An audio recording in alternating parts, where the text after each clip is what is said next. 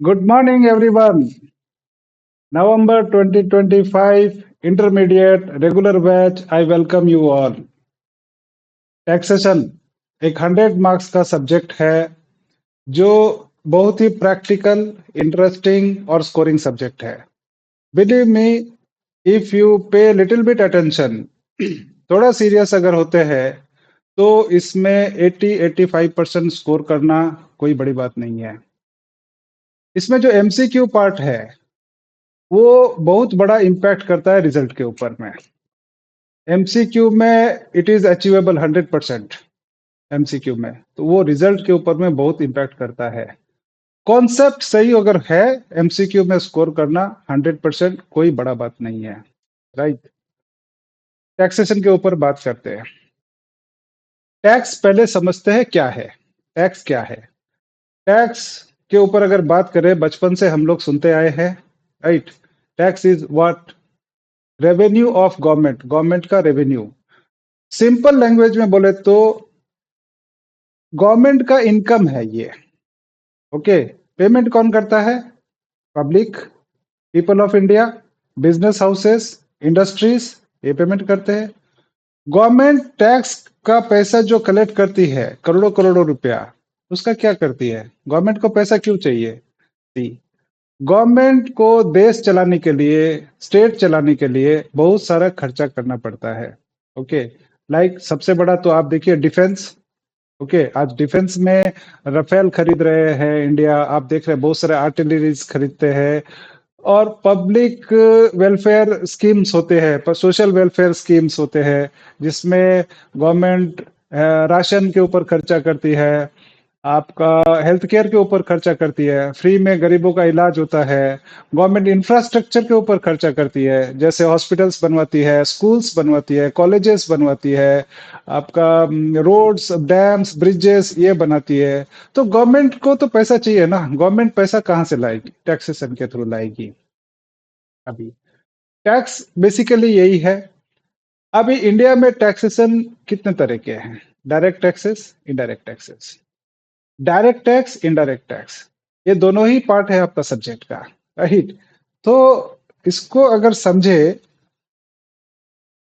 Direct tax क्या है, indirect tax क्या है, डिफरेंस बेसिक क्या है, why direct is direct, indirect is indirect. एक एलिमेंट है जिसको दोनों को दोनों को डिफरेंशिएट करता है.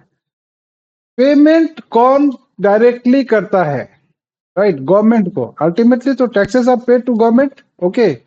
If the person pays directly to the government, वो डायरेक्ट टैक्स. और पर्सन इनडायरेक्टली पेमेंट करता है तो वो इनडायरेक्ट टैक्स. अभी जैसे एग्जांपल के लिए लेते हैं income tax. Okay. What is income tax? Tax on income. Okay. तो जिस आदमी का इनकम है वही टैक्स पेमेंट करता है directly to the government. That is why it is direct. For example, Mister A. Okay. Mister A in one financial year 1 crore रुपया earning है उसका.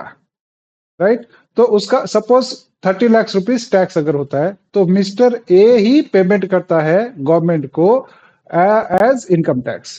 तो ये डायरेक्ट टैक्स हो गया. इनडायरेक्ट टैक्स क्या है? इनडायरेक्ट टैक्स को समझने के लिए हम लोग एक एग्जांपल लेते हैं. राइट. वो एग्जांपल इसलिए क्योंकि वो आगे भी रेफरेंस में काम आएगा. राइट. तो एग्जांपल में यह है कि सपोज आप गए एक शॉप में, एक दुकान में, और आपने एक मोबाइल फोन खरीदा. ओके. तो आपने मोबाइल फोन जब खरीदा तो आपने पेमेंट किया शॉपकीपर को. राइट. शॉपकीपर आपको क्या देगा? एक मोबाइल फोन देगा और एक टैक्स इनवॉइस देगा. करेक्ट. वो टैक्स इनवॉइस अगर आप उसको देखेंगे तो वो कुछ इस तरह का दिखेगा. देखते हैं उसको. वो कुछ टैक्स इनवॉइस इस तरह का दिखेगा.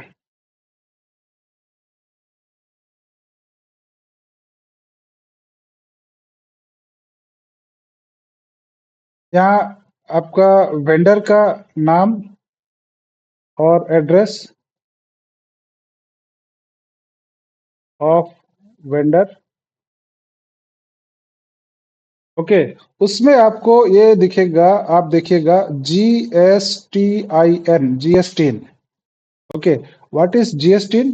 दिस इज जीएसटी का रजिस्ट्रेशन नंबर।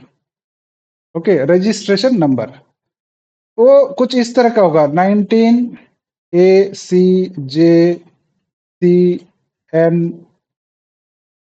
2425J1Z5, 15 डिजिट का अल्फा न्यूमेरिक नंबर होगा। It is unique all over India.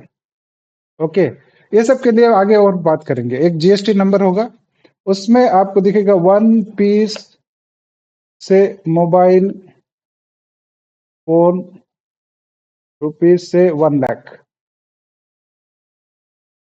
Right.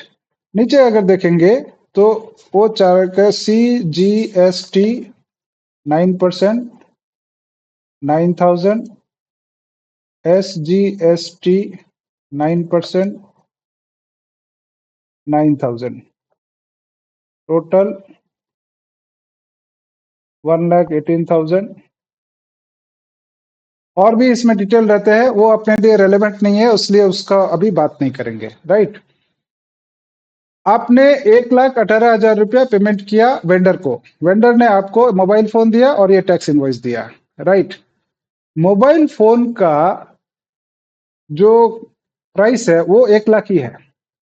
Okay, vendor क्या करेगा, 1 लाख रुपया अपने पास रख लेगा, राइट। और जो 9,000, 9,000, 18,000 रुपीज वो कलेक्ट किया है, वो पेमेंट करेगा गवर्नमेंट को, right. This is towards tax, GST.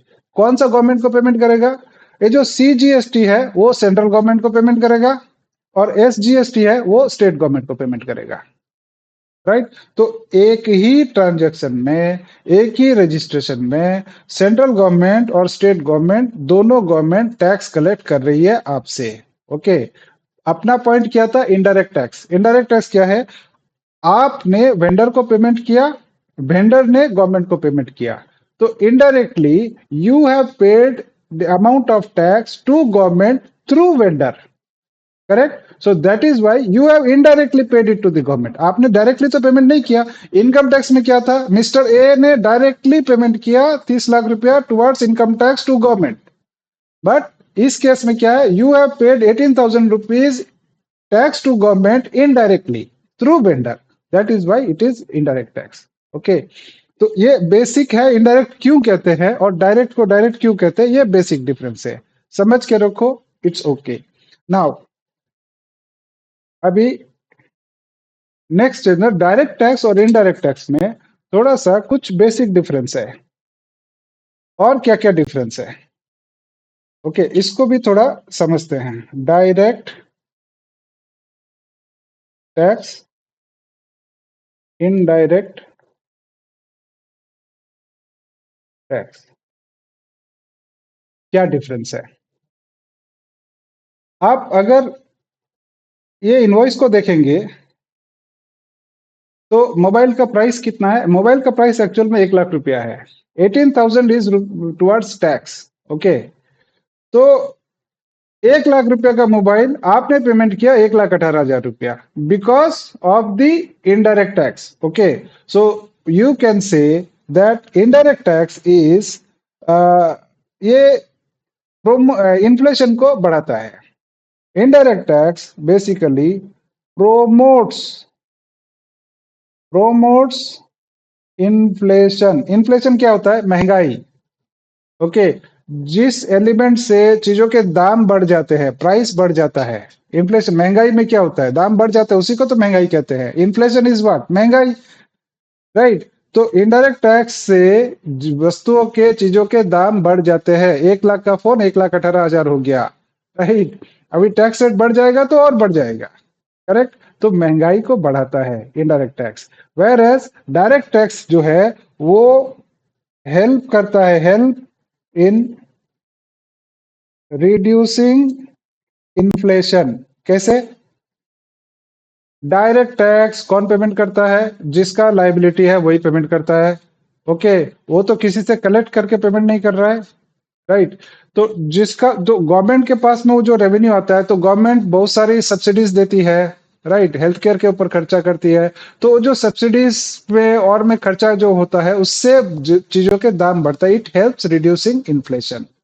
Okay, दूसरा एक और डिफरेंस है जो 1 नंबर, 2 नंबर, आपने देखा कि ये जो वेंडर है, ये वेंडर जो जिसने आपसे कलेक्ट किया 18,000 rupees, okay, what he will do, 18,000 वो गवर्नमेंट को पेमेंट करेगा।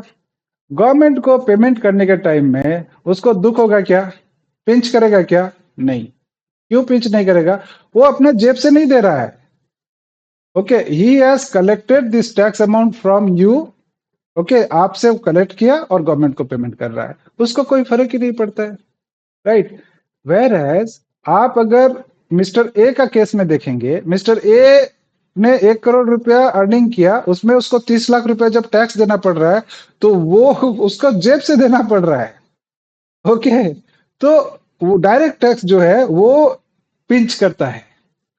Okay, it pinches. ओके, ये जो है this IDT indirect tax is passed on to the consumer. So it do not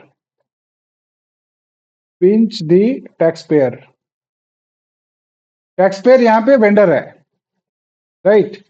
तीसरा चीज है डायरेक्ट टैक्स जो है, direct tax is progressive in nature. What is progressive in nature, एक example से समझते हैं। एक mister A, mister B, mister C, okay, say mister A, mister B, mister C, right. Mister A ने एक साल में, एक फाइनेंशियल ईयर में 10 लाख रुपया अर्निंग किया। Mister B 1 crore rupees earning किया। मिस्टर सी 5 करोड़ रुपये अर्निंग किया। तीनों आदमी क्या सेम अमाउंट टैक्स पेमेंट करेंगे क्या, नहीं। मिस्टर ए 10 लाख हो सकता है वो कुछ टैक्स ना ही पेमेंट करे, नील हो सकता है, वाई, बिकॉज लास्ट बजट में 12 लाख तक टैक्स ही एग्जम्प्ट कर दिया। ओके, मिस्टर बी में भी से for example 30 lakh rupees tax payment करते हैं।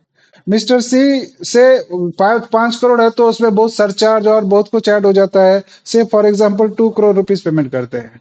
तो ए ने 10 लाख कमाया, नील टैक्स दिया। बी ने 1 करोड़ कमाया, 30 लाख टैक्स दिया। सी ने 5 करोड़ कमाया, 2 करोड़ रुपया टैक्स दिया, राइट। आप देखो जैसे जैसे इनकम बढ़ रहा है वैसे वैसे टैक्स का अमाउंट बढ़ रहा है। It is progressive in nature, okay, it is progressive. ना indirect tax on the contrary, ये क्या है, रिग्रेसिव इन नेचर। रिग्रेसिव मतलब अभी जो एग्जांपल आपने दिया ना, अभी जो आपने ये खरीदा यहाँ पे, ये 18,000 रुपीज मोबाइल फोन के केस में आपने टैक्स पेमेंट किया वेंडर को, right. Suppose your income is 10 lakh rupees, okay. Now there is another Mister B जिसका 1 करोड़ रुपया इनकम है। अगर वो भी आके ये मोबाइल फोन खरीदता है, वो कितना टैक्स पेमेंट करेगा, 18,000 ही पेमेंट करेगा। तो इनडायरेक्ट टैक्स का केस में इनकम का कोई रेलेवेंस नहीं है, वेदर ही इज रिच और poor, both page the same rate of tax. Concept clear है, ये बेसिक डिफरेंस है डायरेक्ट टैक्स और इनडायरेक्ट टैक्स में। ये कॉन्सेप्ट क्लियर होना चाहिए, राइट। इसका जरूरत नहीं है, इसको हटा देते हैं। अभी आते हैं डायरेक्ट टैक्स इनडायरेक्ट टैक्स। अपना मेन सब्जेक्ट है जीएसटी, ओके। जीएसटी इंडिया में कब से एप्लीकेबल हुआ, GST is one of the indirect tax. GST, customs duty, ये सब जो है इनडायरेक्ट टैक्स है, और डायरेक्ट टैक्स में मेजरली इनकम टैक्स है।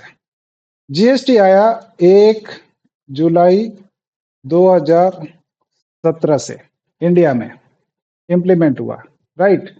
पूरा इंडिया में 2017 में नहीं, जम्मू एंड कश्मीर में जे एंड के में 8 जुलाई 2017 से आया, ओके। जीएसटी में आगे बढ़ने से पहले, आगे तो हम लोग जीएसटी का ही बात करेंगे, अलग अलग चैप्टर्स जो है पूरा जीएसटी के ऊपर ही बात करेंगे, उसी को डिस्कस करेंगे, उसी को समझेंगे। जीएसटी में बात करने के पहले, जीएसटी आने से पहले क्या था, इनडायरेक्ट टैक्स का जो बैकग्राउंड है, ओके, उसको पहले समझते हैं। समझना ज़रूरी है क्योंकि पता होना चाहिए कि जीएसटी आने के पहले क्या-क्या लॉ थे इनडायरेक्ट टैक्सेस में, उन लॉ में क्या-क्या डेफिशिएंसी था, जिसकी वजह से जीएसटी का ज़रूरत पड़ा। ओके, वो पहले एक बार समझते हैं। तो जो टैक्सेस है इनडायरेक्ट, अब हम लोग इनडायरेक्ट टैक्स का बात कर रहे हैं सारा, डायरेक्ट टैक्स हो गया, जो बात करना डिफरेंस देख लिया, अब हम सिर्फ इनडायरेक्ट टैक्स का बात कर रहे हैं। तो बेसिकली इनडायरेक्ट टैक्स जो है ना, इनडायरेक्ट टैक्स कौन-कौन कलेक्ट करता है? कौन-कौन मतलब central government and state government, दोनों कलेक्ट करती है इनडायरेक्ट टैक्स। अभी यहाँ पे भी जो आपने मोबाइल फ़ोन का एग्ज़ाम्पल देखा, यहाँ पे सीजीएसटी सेंट्रल गवर्नमेंट का टैक्स, ये वाला, और एसजीएसटी जो है वो स्टेट गवर्नमेंट का टैक्स है, राइट? ये सेंट्रल गवर्नमेंट का जाएगा, और पहले का रिजीम में भी सेंट्रल गवर्नमेंट और स्टेट गवर्नमेंट दोनों ही टैक्स कलेक्ट करती थी। ओके, कैसे क्या-क्या लॉ था एक बार समझते हैं इसको। तो यहाँ सेंट्रल गवर्नमेंट में central government, state government, central government charge करती थी central excise duty,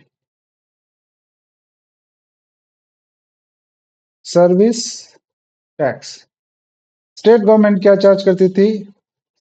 state VAT या sales tax. Central sales tax, ये सेंट्रल सेल्स टैक्स कानून सेंट्रल गवर्नमेंट का था, बट कलेक्शन और लेवी जो है वो स्टेट गवर्नमेंट ही करती थी, एडमिनिस्टर भी स्टेट गवर्नमेंट ही करती थी, और इसका जो कलेक्शन होता था टैक्स का, वो भी स्टेट गवर्नमेंट के पास ही रहता था। और एक मेजर था एंट्री एंट्री टैक्स।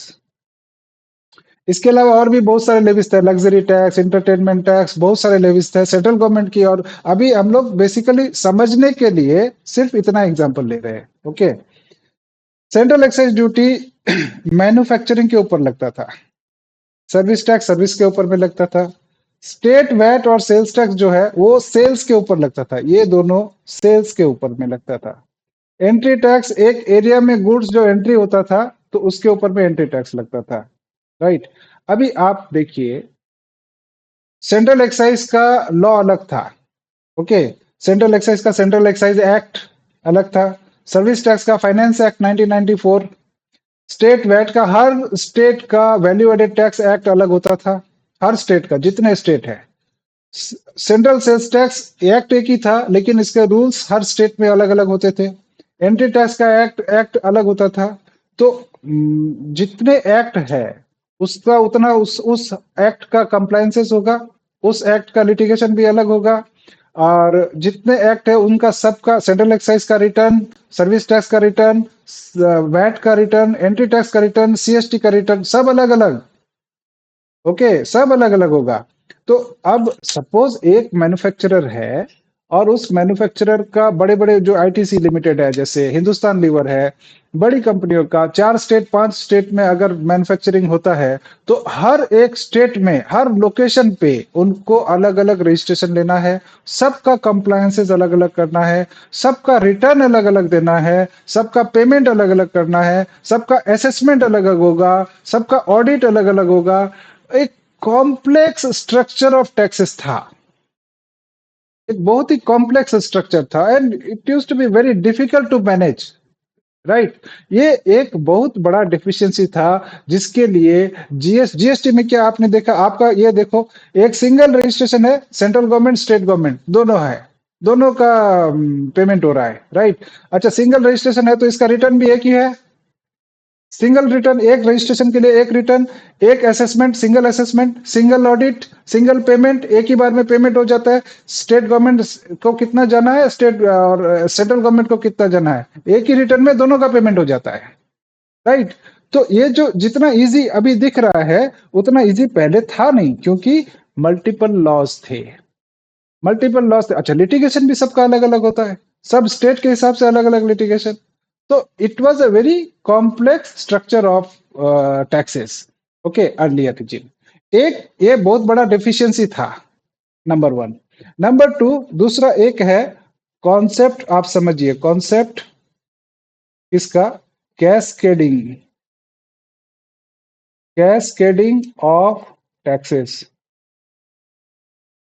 इसको समझना बहुत जरूरी है। ये एक बार समझ लेगा ना, एक एग्जांपल देके समझाता हूं, एक बार समझ लेंगे लाइफ टाइम भूलेगा नहीं, नंबर वन। नंबर टू, आगे जो पढ़ेंगे कहीं पे भी ये वर्ड बहुत बार आपको आएगा सामने में, वो कैस्केडिंग ऑफ टैक्सेस या cascading effect of taxes, cascading effect eliminated once after implementation of GST. तो अगर कॉन्सेप्ट समझा हुआ नहीं रहेगा तो आप कोरिलेट नहीं कर पाएंगे कभी भी। तो cascading of taxes which was there prior to GST, GST आने के पहले जो था, और जीएसटी आने के बाद में to a great extent cascading of taxes eliminate हो गया, खत्म हो गया। ओके, तो उससे महंगाई कम हुआ। कैसे हुआ ये थोड़ा समझते हैं इसको एक एग्जांपल के थ्रू, राइट। इसको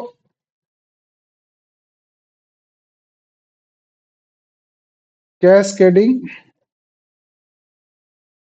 ऑफ टैक्सेस, बेसिकली इसका मतलब क्या होता है, टैक्स ऑन टैक्स, टैक्स के ऊपर टैक्स, वैल्यू के ऊपर टैक्स ले रहे हो ठीक है, टैक्स के ऊपर भी टैक्स हो रहा है। एग्जाम्पल क्या है, एग्जाम्पल लेते हैं, सपोज करो यहाँ पे एक मिस्टर यम है। Okay, Mister M is manufacturer, right, manufacture, आपका मोबाइल फोन ले लो, सपोज मिस्टर एम ये manufacturer of mobile phone. Okay, ये है कहाँ पे, महाराष्ट्र में, he is located in Maharashtra. अभी ये जो है ये सेल करता है किसको, मिस्टर आर को। मिस्टर आर कहाँ है, ये रिटेलर है, retailer. Mister R is in UP, right. और यहाँ पे मिस्टर सी है, ये कंज्यूमर है, यूपी में है कंज्यूमर। ओके, तो महाराष्ट्र में ये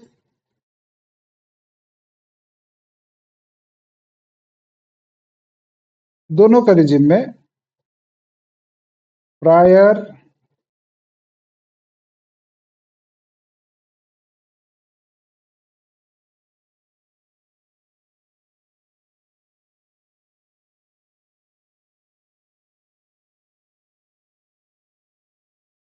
टू जीएसटी और जीएसटी रिजिम में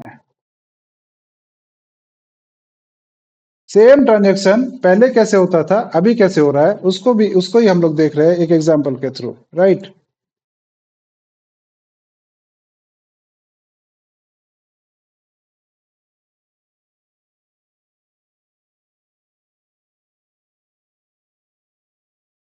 से सेल वैल्यू ऑफ लैपटॉप ही बनाया ना, मोबाइल फोन बनाया, मोबाइल, मोबाइल फोन, किसने किसको बेचा है यहाँ पे, एम टू आर। कितना रुपया है, सपोज करो 1 लाख रुपया है, राइट। अभी इसके ऊपर में ये मैन्युफैक्चरर है, मैन्युफैक्चरिंग में सेंट्रल एक्साइज ड्यूटी लगता है, सेंट्रल एक्साइज ड्यूटी से 14% है, 14,000 रुपया, 1,14,000, right. Now since this is interstate sale, interstate sale में सीएसटी लगता था, सेंट्रल सेल्स टैक्स, ऊपर देखा ना हम लोगों ने, राइट, सेंट्रल सेल्स टैक्स 2%। 1,14,000 के ऊपर में 2% लगेगा, 2280। तो ये क्या हो जाएगा, 1,16,280। This will be, this 1,16,000 is cost to Mister R, जो रिटेलर है यूपी में, राइट। अभी रिटेलर ने भी तो आगे बेचना है ना, तो उसका सपोज करो वो प्रॉफिट मार्जिन वो रखता है 10,000 रुपया। Profit of Mister R is से 10,000 रुपीज। ओके, तो रिटेलर क्या प्राइस में सेल करेगा, 1,16,000 कॉस्ट है प्लस 10,000 उसका प्रॉफिट, तो ऑब्वियसली 1,26,280 रुपीज में वो सेल करेगा आगे, right. Now he is selling it in UP, consumer को, मिस्टर सी को, तो वो जो सेल करेगा तो वहां पे लोकल वैट लगेगा यूपी में, एट यूपी वैट से यूपी वैट इज 12%। ओके, तो 1,26,000 के ऊपर में यूपी वैट 12% लगेगा, 15,154। टोटल आ गया आपका 141,434। This is the amount cost to consumer, right. यहाँ पे एक चीज नोटिस करो, जो 2% सीएसटी लगा वो लगा 1,14,000 के ऊपर में। 1,14,000 में 14,000 रुपया सेंट्रल एक्साइज ड्यूटी है, तो 2% is also charge on excise duty, right. अभी वैट जो है 12%, दैट इज चार्ज ऑन 1,26,000, तो 1,26,280 रुपया जो है उसके अंदर में 14,000 रुपया सेंट्रल एक्साइज ड्यूटी भी है और 2,280 सीएसटी भी है, तो 12% VAT is also computed on CST and central excise duty. यही पॉइंट है कि टैक्स के ऊपर में टैक्स चार्ज हो रहा है, वैट सीएसटी के ऊपर में भी वैट लग रहा है और सेंट्रल एक्साइज ड्यूटी के ऊपर में भी लग रहा है, सीएसटी सेंट्रल एक्साइज ड्यूटी के ऊपर में भी लग रहा है, टैक्स के ऊपर टैक्स, जिसके लिए ये consumer ultimately landed up paying 1,41,434 on this transaction, right. अभी यही ट्रांजेक्शन जब जीएसटी में होता है तो अभी ये कैसे होता है, यहाँ पे सेम प्राइस होगा, price to sell value M2R कितना है, 1,00,000 रुपया, सेम प्राइस रखेंगे। ओके, नाउ जीएसटी में ये इंटर स्टेट सेल है तो उसको जीएसटी लगेगा आईजीएसटी 18% सपोज करो रेट है 18,000। ओके, एक कॉन्सेप्ट के लिए अभी हम लोग बात कर रहे हैं cascading effect, concept of cascading effect, ये समझने के लिए 1,18,000। Now this 1,18,000 is the amount paid by R to M। R ने खरीदा 1,18,000 रुपये में, तो R इतना पेमेंट करेगा, लेकिन कॉस्ट टू R जो है, R का कॉस्ट 1,18,000 नहीं है। जीएसटी में क्या है, जो 18,000 रुपया टैक्स के लिए पेमेंट किया है वो उसको क्रेडिट मिल जाएगा, वो क्रेडिट लेके क्या करेगा, उसका जो जीएसटी का लायबिलिटी होगा उसके अगेंस्ट में वो यूटिलाइज कर पाएगा। इसी एग्जांपल में आगे देखेंगे, आपको कॉन्सेप्ट क्लियर हो जाएगा। तो हम यहाँ पे उसको क्रेडिट मिल जाए तो लेस, इसको इनपुट टैक्स क्रेडिट बोलते हैं, इनपुट टैक्स क्रेडिट आईटीसी 18,000 उसको मिल गया। 1,00,000, actually 1,00,000 is the cost, landed cost to R, this is cost to mister R 1,00,000 रुपया, राइट। अच्छा, मिस्टर R प्रॉफिट मार्जिन कितना रखता है, लास्ट टाइम में 10,000 रुपीज, अभी भी वही सेम है, प्रॉफिट ऑफ, इसको वैल्यू एडिशन भी बोलते हैं, profit of mister R same amount 10,000 rupees. तो मिस्टर R आगे अब कितना रुपए में सेल कर पाएगा, 1,10,000 रुपए में, राइट। अब 1,10,000 में यहाँ पे जब सेल करेगा तो he will charge CGST and SGST। Okay, तो GST वही 18% सेम वही रहेगा। CGST 9%, SGST 9%, 9,900, 9,900, total 19,800, 1,29,800. This is the amount paid by the consumer. Cost to consumer कितना हुआ? 1,00,000. See the difference. 1,41,000, 1,29,000. Right? Cascading of taxes. समझ में आया? अच्छा, इसमें अभी जो क्रेडिट देखा था वो क्रेडिट को थोड़ा और देखते हैं आगे में। उस क्रेडिट का क्या हुआ?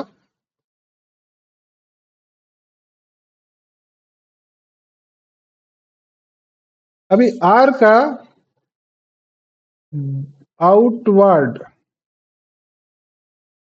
जीएसटी लायबिलिटी कितना है?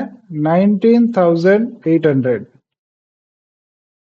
19,800 टोटल है। यस, कलेक्टेड फ्रॉम कस्टमर, तो 19,800 उसको गवर्नमेंट को देना है ना, लेस आईटीसी। ये जो 18,000 उसने परचेज के ऊपर में दिया ना, ये देखो, ये 18,000 परचेज के ऊपर में 18,000 ही has paid to the manufacturer, right? वो उसको सेट ऑफ मिल जाएगा। ITC on purchase, tax paid on purchase कितना हो गया? 18,000।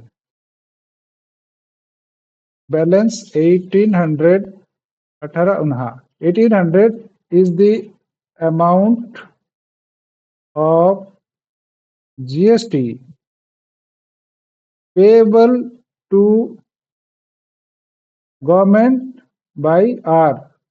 That's it. ओके, यहाँ पे इस तरफ में आप देखो कैस्केडिंग ऑफ टैक्सेस में 2%, point number 1, 2% CST is also computed on central excise duty, right?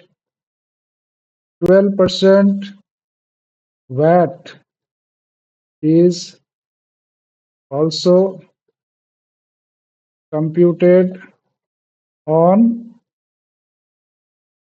CST and central excise duty. This is called cascading of taxes. समझ में आया? Cascading of taxes, this is one of the major deficiency in earlier tax laws, जिसके लिए GST का जरूरत पड़ा। ओके, GST में बेसिकली 3 डेफिशिएंसी आप मेजरली, एक तो मल्टीपल लॉस जो पहले देखा हम लोगों ने, multiple loss, multiple compliances, payment अलग, रिटर्न अलग, असेसमेंट अलग, ऑडिट अलग, तो complex structure of taxes number 1। Number 2 cascading of taxes. Number 3 ये जो कॉम्प्रेहेंसिव, ये जो जीएसटी में आपको ये जो टैक्स क्रेडिट देता है, ओके, जीएसटी जो देता है comprehensive and you can say continuous tax credit, interest rate में भी दे रहा है ना। तो GST, basically GST offers comprehensive and continuous chain of tax credit. This was not available in earlier tax regime. That is why GST को लाना बहुत जरूरत था। हाँ, अब आगे चलते हैं। जीएसटी जो आया वो 2017 में आया। हम लोग को सबको पता है 1 जुलाई 2017। क्वेश्चन अभी यह है कि जीएसटी जो 2017 में आया तो उसके पहले क्यों नहीं आया? जीएसटी क्या उसके पहले लाने के लिए कुछ और अमेंडमेंट का जरूरत था? हाँ था। जीएसटी को लाना इतना आसान नहीं था क्योंकि इसके लिए कॉन्स्टिट्यूशन ऑफ इंडिया को अमेंड करना जरूरी था। क्वेश्चन ये है कि जीएसटी लाने के लिए कॉन्स्टिट्यूशन ऑफ इंडिया को अमेंड करना जरूरी क्यों था? और एक्चुअल में 2016 में कॉन्स्टिट्यूशन ऑफ इंडिया को अमेंड किया गया, तब उसके बाद में जीएसटी का एक्ट 2017 में बना, रूल्स भी 2017 में बना और अल्टीमेटली जुलाई 2017 में जीएसटी रोल आउट हुआ। तो अब ये समझते हैं कि जीएसटी इंप्लीमेंट करने के लिए कॉन्स्टिट्यूशन ऑफ इंडिया को अमेंड करने का जरूरत क्यों पड़ा? इसको एक एग्जांपल से समझते हैं।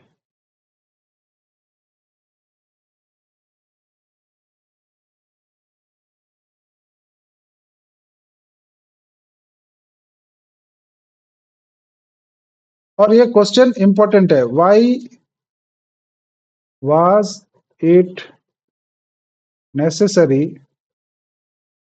to amend constitution of India to implement GST in India? क्यों जरूरत पड़ा? देखो, एक थोड़ा सा एक कॉन्सेप्ट समझो, ध्यान दो ध्यान से। कोई भी लॉ, ओके,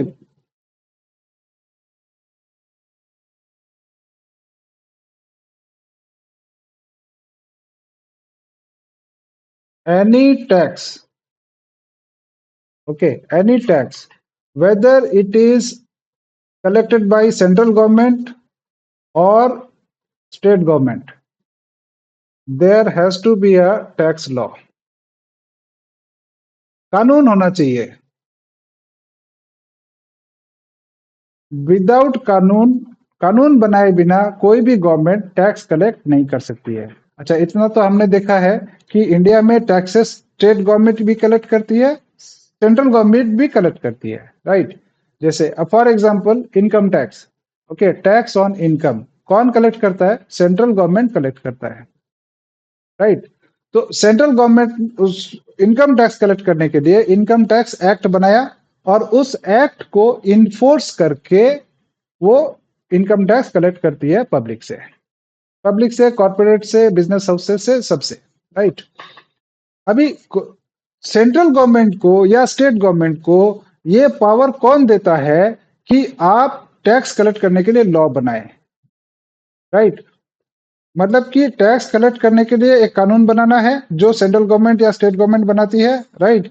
अब क्वेश्चन ये है कि सेंट्रल गवर्नमेंट या स्टेट गवर्नमेंट को ये पावर किसने दिया कि कानून बनाओ? तो ऐसे तो अपना मर्जी से कोई भी कानून बना लेगा, कोई भी टैक्स कलेक्ट कर लेगा? नहीं, ऐसा नहीं होता है।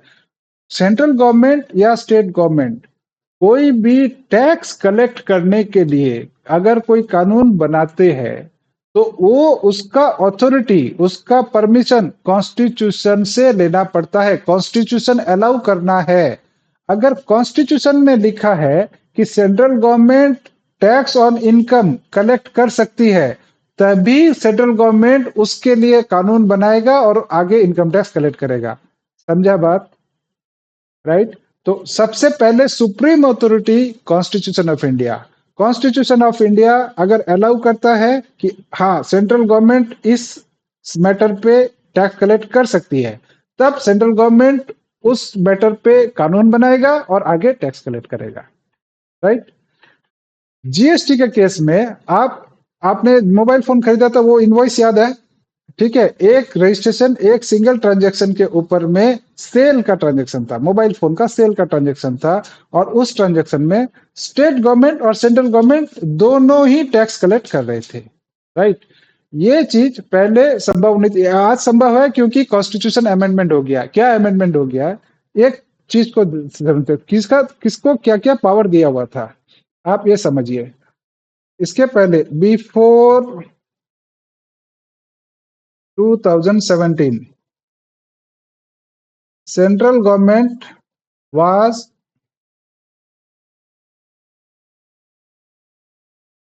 authorized to collect tax on manufacture,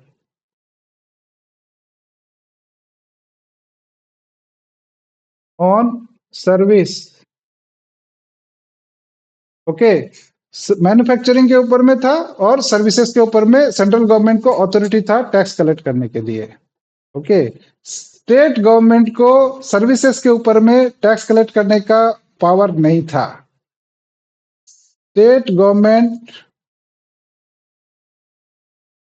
services के ऊपर में पावर नहीं था। State government was allowed to collect tax on sales और sale of goods, not services, right. और सेंट्रल गवर्नमेंट को सेल के ऊपर में पावर नहीं था। ओके, तो ये जो जीएसटी का जो कॉन्सेप्ट है, जीएसटी का one nation one tax one registration, एक स्टेट में एक रजिस्ट्रेशन में both central government and state government, okay, both are collecting tax simultaneously, एक साथ। ये पहले संभव नहीं था because central government was not authorized to collect tax on sales. Okay, उनको सिर्फ मैन्युफैक्चरिंग के ऊपर में पावर था। अभी कोई भी फाइनल प्रोडक्ट का मैन्युफैक्चरिंग सिर्फ एक बार होता है, एक ही बार हो सकता है फाइनल प्रोडक्ट का मैन्युफैक्चरिंग, तो बार बार नहीं होगा, लेकिन उसका सेल्स मल्टीपल टाइम्स हो सकता है। करेक्ट भाई, मैन्युफैक्चरिंग से निकला, एक बार एक डिस्ट्रीब्यूटर को बेचा मैन्युफैक्चरर ने, डिस्ट्रीब्यूटर ने रिटेलर को बेचा, रिटेलर ने कोई दूसरा स्टेट में किसी तीसरा रिटेलर को बेचा, वो अल्टीमेटली कंज्यूमर को बेचा। मैनी टाइम्स इट में चेंज हैंड्स सेल्स का केस में, लेकिन मैन्युफैक्चरिंग तो एक ही बार होता है, राइट। तो ये इसकी वजह से कॉन्स्टिट्यूशन को अमेंड किया गया 2016 में by way of constitution 101st amendment act 2016, जिसमें आर्टिकल 246 ए को इंसर्ट किया गया and ultimately article 246 A has authorized or you can say allowed both central government and state government to levy and collect tax on goods or services or both with the intrastate sale supply of goods with made intrastate within the state, intrastate मतलब within the state। Okay, एक minute, इसको COI constitution of India amended. How? By way of Constitution of India 101st Amendment Act 2016, ये act पास किया गया। ये act पास करके article 246 A was inserted. Okay, article 246 A allowed both CG and SG, central government and state government, to levy and collect tax on intrastate मतलब with in the state, एक state के अंदर, with in the state, intrastate supply of goods और services और both. इस article का power से फिर central goods and services act enact हुआ। इनेक्ट होने के बाद उसका रूल्स बना और ultimately GST was rolled out on 1 जुलाई 2017। ऐसे ये काम हुआ। ये क्वेश्चन इंपॉर्टेंट है, थोड़ा कॉन्सेप्चुअली समझ के रखो कि आ सकता है, स्टडी मटेरियल में भी ये क्वेश्चन है, why was it necessary to amend constitution of India for implementation of GST, right? I think ये मैटर क्लियर है। कॉन्स्टिट्यूशन ऑफ इंडिया के ऊपर में और क्या क्या अमेंडमेंट हुआ था, ये सिर्फ एक आर्टिकल नहीं और दो आर्टिकल इंसर्ट हुए थे और भी अमेंडमेंट हुए थे, उसके लिए हम लोग डिटेल में बात करेंगे। आज सिर्फ हम लोग कॉन्सेप्चुअली बात कर रहे हैं, बेसिक्स जो है वो कॉन्सेप्ट आपको पता होना चाहिए क्या क्या हुआ, राइट? आगे चलते हैं।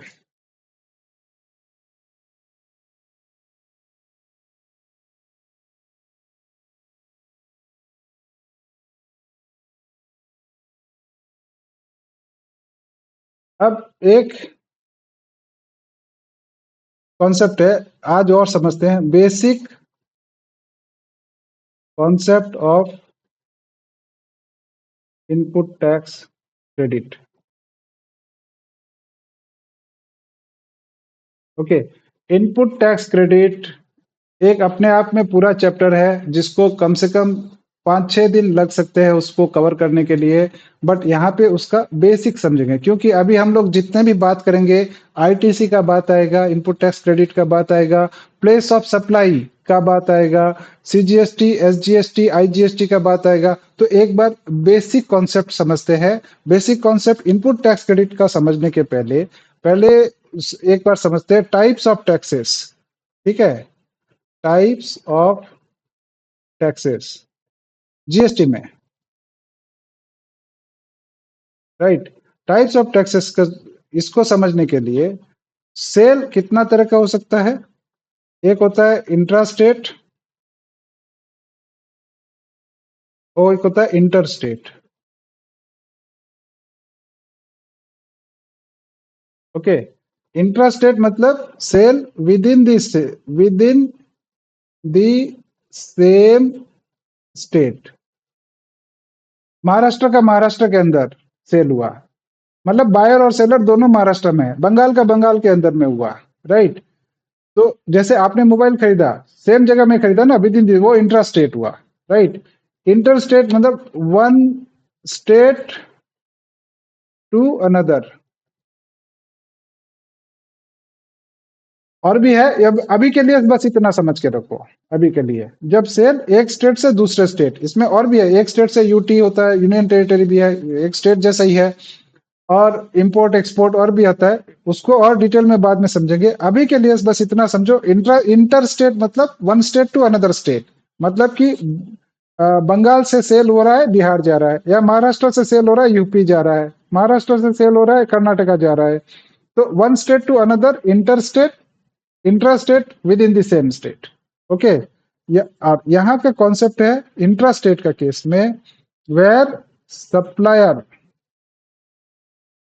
and place of supply are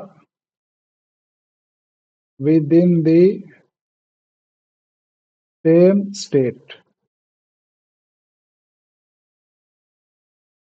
और यहाँ one state to another, correct है?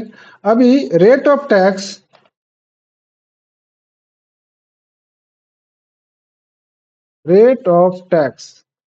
Okay, on one particular commodity, if rate of tax is suppose करो 10% है, ओके? तो if rate of tax is 10% and in case of intra state sale, हम लोग ये तो देखा है इंट्रा स्टेट सेल में सीजीएसटी लगता है और एसजीएसटी लगता है, ओके? So it will be divided 50-50, 5%, 5%। ये सेंट्रल गवर्नमेंट को जाएगा, ये स्टेट गवर्नमेंट को जाएगा, राइट? सेम चीज अगर इंटर स्टेट में होता है, इंटर स्टेट सेल, तो उस केस में आईजीएसटी लगता है 10%। अब ये किस गवर्नमेंट को जाता है, क्वेश्चन होता है, ये सेंट्रल गवर्नमेंट को जाता है। तो क्या स्टेट गवर्नमेंट को कुछ नहीं मिलेगा? मिलता है, ठीक है? कैसे मिलता है? स्टेट, वो जिस स्टेट में जाता है, सेंट्रल गवर्नमेंट ये उस स्टेट, जिस स्टेट में गुड्स का डिलीवरी होता है, अल्टीमेटली कंजम्पशन होता है, उस स्टेट को सेंट्रल गवर्नमेंट 50% दे देता है, राइट? इसीलिए जीएसटी को बोलते हैं डेस्टिनेशन बेस्ड कंजम्पशन टैक्स। इस कॉन्सेप्ट को और आगे बात करेंगे अपने। हाई जीएसटी जाता है किसको? सेंट्रल गवर्नमेंट को 10% पूरा का पूरा उसको हो जाए। ये एग्जाम्पल में भी हमने देखा था। अब थोड़ा अपने basic concept of input tax credit का बात करते हैं, राइट? एग्जाम्पल के through basic concept of input tax credit. Example 1, suppose Mr. M is a manufacturer of, say, mobile phone. Okay, and he is located in, say, Maharashtra, right? And Mr. M has, say, sold to Mr. R. Mr. R कौन है? Retailer. Okay, and he is also located in Maharashtra. And Mister R जो है वो cell करता है mister C को। सी कौन है? Consumer. Okay, and he is also in Maharashtra. तो मिस्टर एम ने मिस्टर आर को बेचा कितने में? एक मोबाइल फोन ₹1 लाख। ओके, तो मिस्टर आर ने 1 लाख रुपीस में बेचा। जीएसटी रेट सपोज करो 10% है। 10%, तो जीएसटी में अपने इसका C GST mobile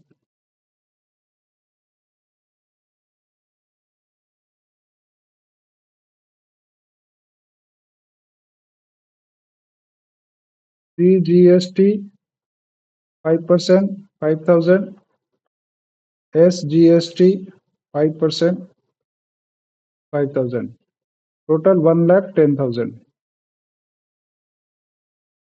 This 1,10,000 will be paid by R to M, retailer ने दिया, राइट? अभी रिटेलर ने आगे मिस्टर सी को 1,50,000 में बेचा। Retailer has sold to Mister C for ₹1,50,000।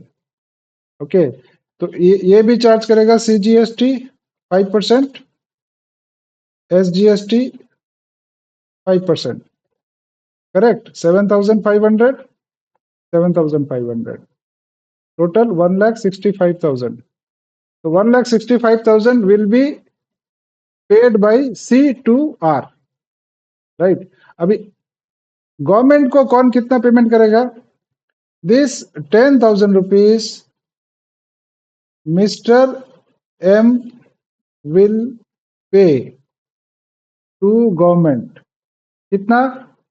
10,000 rupees, assuming that he don't have any input tax credit, right?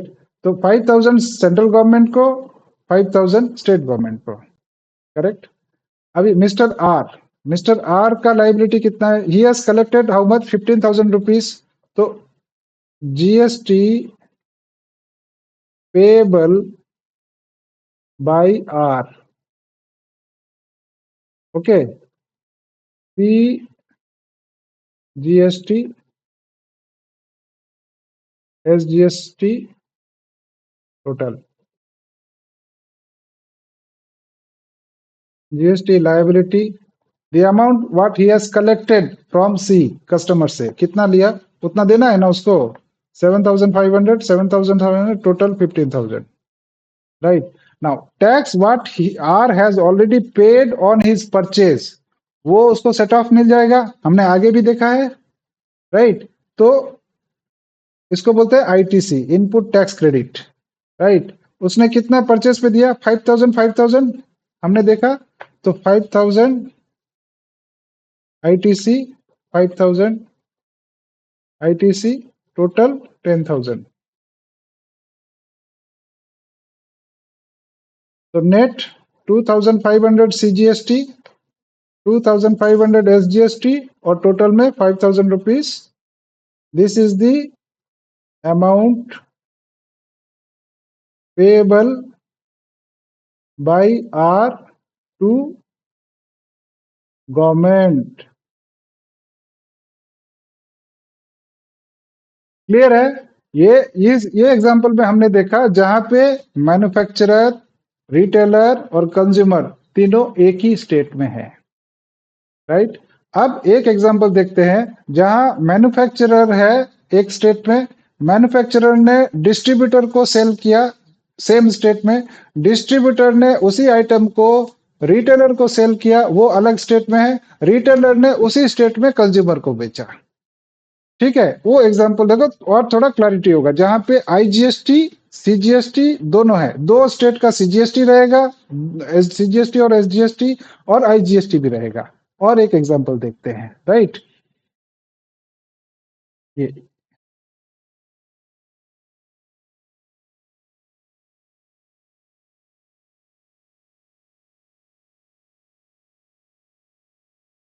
Mister M,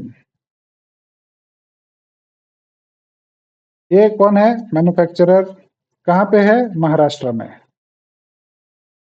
right? और ये लैपटॉप बनाता है। ही सेलिंग टू मिस्टर डी, ये कौन है? मिस्टर डिस्ट्रीब्यूटर, ये डिस्ट्रीब्यूटर है, डिस्ट्रीब्यूटर। मिस्टर एम ने बेचा है कितना रुपया में? 1 लाख रुपया में। मिस्टर डी ने बेचा है मिस्टर आर को, ये महाराष्ट्र में है। मिस्टर आर, ये कौन है? ये रिटेलर है। ये कहाँ है? ये यूपी में है। और मिस्टर आर बेचा मिस्टर सी को, मिस्टर सी, ये कौन है? कंज्यूमर। ये कहाँ है? यूपी में है, राइट? मिस्टर एम ने मिस्टर डी को 1 लाख में बेचा, मिस्टर डी मिस्टर आर को 1,50,000 में बेचा, ओके? मिस्टर आर ने मिस्टर सी को 2 लाख रुपए में बेचा, same item, right? Mister M Maharashtra में है, डी महाराष्ट्र में है, मिस्टर आर यूपी में है, और मिस्टर सी भी यूपी में है। अब एक एक का टैक्स लाइबिलिटी देखते हैं। Assuming tax rate is 10%। GST में एक कमोडिटी पे all over India same rate of tax रहता है।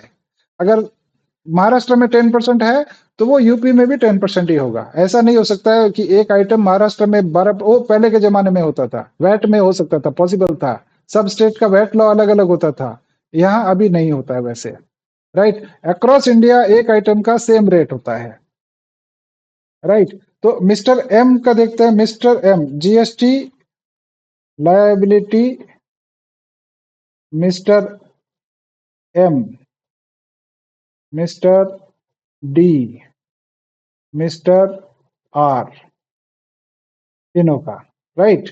तो सेल वैल्यू मिस्टर एम का कितना है? 1 लाख। जीएसटी ये क्या चार्ज करेगा? लोकल है, सेम स्टेट इंट्रा स्टेट, तो ये क्या है? Intra state. इंट्रा स्टेट में क्या लगता है? सीजीएसटी और एसजीएसटी, सीजीएसटी और एसजीएसटी। अगर रेट ऑफ टैक्स 10% है तो आधा आधा हो जाएगा, तो 5% CGST, 5% SGST, okay? Rate of tax 10%, तो 5,000 rupees, 5,000 rupees, total 1,10,000. This 1,10,000 is the amount paid by Mr. D to Mr. M, right? तो Mr. D का कॉस्ट हो गया 1,10,000, नहीं, 5,5,000, 10,000 रुपया जो है वो उसको क्रेडिट मिल जाएगा, तो अल्टीमेटली कॉस्ट कितना होगा? 1,00,000 रुपया, करेक्ट? तो मिस्टर डी ने सेल किया मिस्टर आर को कितना प्राइस में? 1,50,000, 1,50,000, राइट? अभी मिस्टर डी ने मिस्टर आर को जो सेल किया वो क्या है? इंटर स्टेट सेल है, इंटर स्टेट, तो उसमें क्या लगेगा? IGST 10%, 15,000 rupees, correct? So 1,65,000 rupees is paid by Mr. R to Mr. D, correct? अभी जीएसटी लाइबिलिटी क्या है मिस्टर आर का? जीएसटी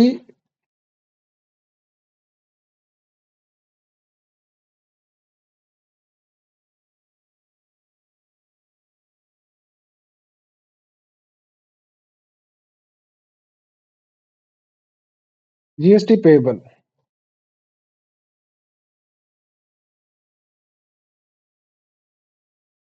एम विल पे 10,000 रुपीज, किसको? सेंट्रल गवर्नमेंट को 5,000 और स्टेट गवर्नमेंट को 5,000। मिस्टर डी का आईजीएसटी लाइबिलिटी है कितना? 15,000, राइट। उसका इनपुट टैक्स क्रेडिट है क्या? उसने परचेज के ऊपर कुछ टैक्स दिया है क्या? दिया है ना, 5,000 5,000 10,000 रुपीज दिया है, तो उसका आईटीसी मिल जाएगा उसको। आईटीसी कितना है उसका? ITC CGST 5,000, SGST 5,000। Both CGST and SGST can be utilized for payment of IGST. कोई restriction नहीं है। 10,000 रुपया और 5,000 rupees, what he will do is the amount payable by Mr. D to government, right? अब चलते हैं मिस्टर आर का liability. Mister R ने कंज्यूमर को कितना में बेचा? 2 लाख रुपया में। मिस्टर आर ने कितने में बेचा? 2 लाख रुपया में। अच्छा, मिस्टर आर क्या बेचा? Intra state. Mister R is located in UP और मिस्टर सी भी यूपी में है, राइट? तो उस केस में क्या लगेगा? CGST, CGST 5%, 10,000, SGST 5%, 10,000, total 2,20,000, correct. अब इसका जीएसटी लाइबिलिटी देखते हैं। GST liability of R, GST liability of R कितना है? सीजीएसटी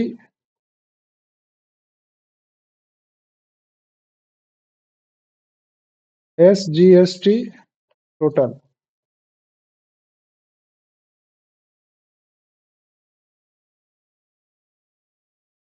लाइबिलिटी ऑन सेल कितना है? 10,000, 10,000, टोटल 20,000, राइट।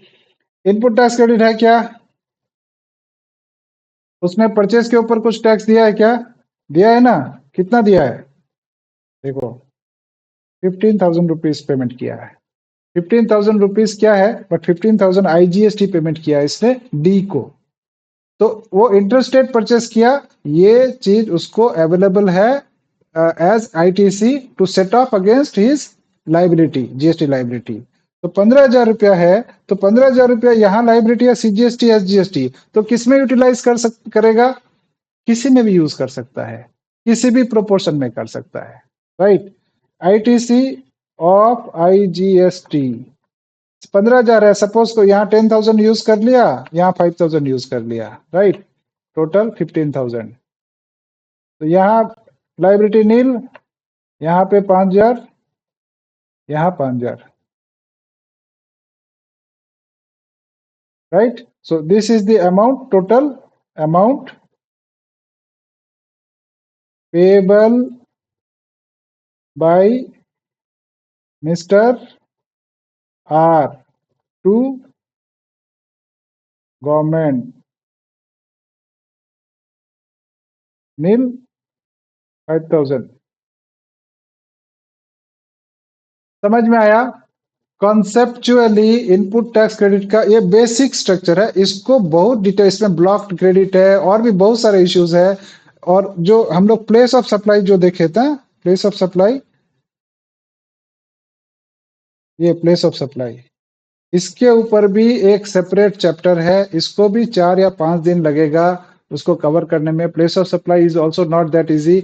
ये supply, place of supply, time of supply, value of supply, ये सब इंपॉर्टेंट चैप्टर्स है। और इनपुट टैक्स क्रेडिट, ये सब इंपॉर्टेंट चैप्टर्स है। और ये इन चैप्टर्स में अगर हम लोग स्ट्रांग नहीं होंगे ना, तो हमारा फंडामेंटल जो है ना, फंडामेंटल ऑफ जीएसटी, क्योंकि जीएसटी इसी के ऊपर में बेस है।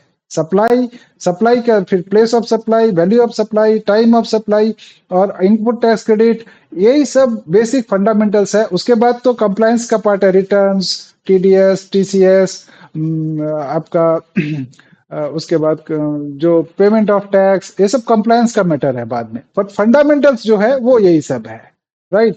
तो आज हमने जो, एक बार रिकैप करते हैं उसका, आज हमने जो बात किया, डायरेक्ट टैक्स, इनडायरेक्ट टैक्स, एक बेसिक आइडिया लिया हम लोगों ने, दोनों का डिफरेंस क्या है वो भी समझा, राइट। जो जीएसटी के पहले क्या क्या कानून थे उसको हम लोगों ने समझा, और उसमें क्या क्या डेफिशिएंसी थी पहले के कानून में, व्हाट वाज द डेफिशिएंसीज। तो बेसिकली तीन बड़े डेफिशिएंसी थे। एक तो कंप्लायंस कॉस्ट जो है, कॉम्प्लेक्स स्ट्रक्चर ऑफ टैक्सेस था, कंप्लायंस कॉस्ट बहुत ज्यादा हो जाता था, मल्टीपल लॉस थे, मल्टीपल लॉस में कंप्लायंस सबका ऑडिट अलग, असेसमेंट अलग, रिटर्न अलग, पेमेंट अलग, वो सब इश्यूज था। उसके बाद हम लोगों ने देखा cascading effect, cascading of taxes, उसका कॉन्सेप्ट हमने डिटेल में एग्जांपल के साथ में हम लोगों ने डिस्कस किया। उसके बाद जीएसटी लाने के लिए कॉन्स्टिट्यूशन को अमेंडमेंट करना पड़ा, क्या कारण था उसको हमने समझा, क्योंकि सेंट्रल गवर्नमेंट को पावर ही नहीं था मैन्युफैक्चरिंग के सेल्स के ऊपर में टैक्स चार्ज करने का। तो जो पहले का रिजिम था, जो पहले का प्रोविजन था कॉन्स्टिट्यूशन में, that was not aligned with the concept of GST. GST का कॉन्सेप्ट क्या है? जीएसटी का कॉन्सेप्ट है वन नेशन वन टैक्स, एक स्टेट में एक रजिस्ट्रेशन, एक ही रजिस्ट्रेशन के ऊपर में दोनों गवर्नमेंट टैक्स चार्ज करेगा, राइट। वन टैक्स जीएसटी, और one one nation one tax, ये कॉन्सेप्ट है जीएसटी का। और एक ही ट्रांजैक्शन के ऊपर में बोथ सेंट्रल गवर्नमेंट और state government simultaneously tax charge करता है एक साथ ही, जो जीएसटी का कॉन्सेप्ट है। It was not possible in earlier tax regime. एक डेफिशिएंसी ये हुआ। तीसरा डेफिशिएंसी क्या था? जो कॉम्प्रहेंसिव और जीएसटी जो ऑफर करता है, comprehensive and continuous credit of taxes, input tax credit जो अलाउ करता है, वो नहीं था। क्योंकि अगर एक स्टेट का सीएसटी चार्ज हुआ तो दूसरा स्टेट में नहीं मिलता था, राइट। जैसे ही एक स्टेट से दूसरा स्टेट आता है, कोई वैट का क्रेडिट ना मिलता था, ना सीएसटी का क्रेडिट मिलता था। तो वो उससे क्या होता था कि जो कॉस्ट है चीजों के, गुड्स का वैल्यू, प्राइस बढ़ जाता था, इन्फ्लेशन और ज्यादा होता था। आपने देखा ना वो कैस्केडिंग इफेक्ट में, एक 1,41,000 कहाँ 1,29,000 आ गया था। तो उसको हमने समझा। उसके बाद हम लोगों ने बेसिक रेट्स जो है, इंटरस्टेट, इंट्रास्टेट में क्या क्या लगता है, इंट्रास्टेट में सीजीएसटी एसजीएसटी लगता है, इंटरस्टेट में आईजीएसटी लगता है, ठीक है। और आगे डिस्कस करेंगे वो अलग है, अभी के लिए कॉन्सेप्ट के लिए इतना काफी है अभी। फिर basic concept of input tax credit हम लोगों ने समझा अभी एग्जाम्पल के साथ में, राइट। अब नेक्स्ट सेशन में, आज के लिए इतना ही है। नेक्स्ट सेशन में फिर हम लोग कॉन्स्टिट्यूशन ऑफ इंडिया का बात करेंगे। कॉन्स्टिट्यूशन इंडिया में और भी बहुत सारे आर्टिकल्स का बात करना बाकी है, जैसे कि आर्टिकल 245, आर्टिकल 246, सेवेंथ शेड्यूल के साथ में, रेड विथ सेवेंथ शेड्यूल, जिसमें 3 लिस्ट है, लिस्ट 1, लिस्ट 2, लिस्ट 3, जो कॉन्स्टिट्यूशन में पावर दिया गया था सेंट्रल गवर्नमेंट को, उस आर्टिकल का बात करेंगे। फिर जो अमेंडमेंट हुआ, अमेंडमेंट होने के बाद में 3 आर्टिकल इंसर्ट किया गया। हम लोगों ने 246A का बात किया, लेकिन उसके साथ में 269A और 279A भी इंसर्ट किया गया, उसको डिस्कस करेंगे। फिर जीएसटी काउंसिल, जीएसटी काउंसिल क्या है, क्यों फॉर्म किया गया, कब फॉर्म किया गया, किसने फॉर्म किया, उसका फंक्शंस क्या है, उसको, उसके लिए बात करेंगे। फिर कौन कौन से टैक्स है जो जीएसटी आने के बाद में सब्स्यूम हो गए, उसके ऊपर बात करेंगे, डिस्कस करेंगे। कौन कौन का टैक्स है जो अभी भी सब्स्यूम नहीं हुआ है, अभी भी लगता है जीएसटी आने के बाद भी, उसके ऊपर डिस्कस करेंगे। फिर एक डेस्टिनेशन बेस्ड कंजम्पशन टैक्स जो जीएसटी में बोलते हैं, पहले ओरिजिन बेस्ड टैक्स था, अभी डेस्टिनेशन बेस्ड टैक्स है, उसको डिस्कस करेंगे। और एक कॉन्सेप्ट जीएसपी एएसपी है, उसको भी बात करेंगे। तो ये बेसिकली ये सब कवर होने से फर्स्ट चैप्टर जो है, बेसिक कॉन्सेप्ट जो है, वो ऑलमोस्ट कवर हो जाएगा। और उसके बाद में हम लोग सप्लाई स्टार्ट करेंगे, राइट। मैं आई होप सबको समझ में आया होगा, और कुछ समझ में नहीं आया तो फिर बात करेंगे, ठीक है? राइट, आज के लिए इतना ही। Thank you very much, bye bye.